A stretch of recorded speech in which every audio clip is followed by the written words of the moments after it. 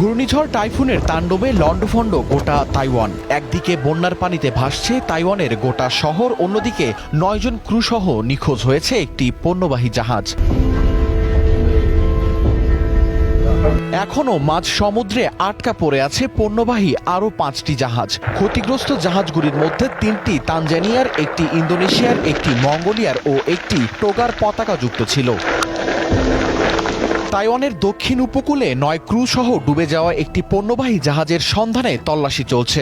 ঝোড়ো বাতাস এবং বড় বড় ঢেউয়ের কারণে উদ্ধার কাজ ব্যাহত হচ্ছে বলে জানান উদ্ধারকর্মীরা। টাইফুন গায়ামির তাণ্ডবে দ্বীপরাষ্ট্রটির দক্ষিণের বন্দর থেকে বেশ কিছু দূরে অবস্থান করছিল তানজানিয়ার পতাকাবাহী জাহাজটি।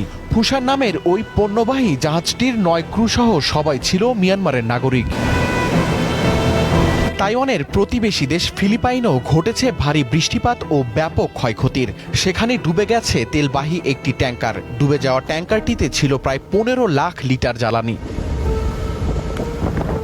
ফিলিপাইনের পতাকাবাহী ওই ট্যাঙ্কার থেকে ইতোমধ্যে উদ্ধার করা হয়েছে ১৬ জন ক্রুকে।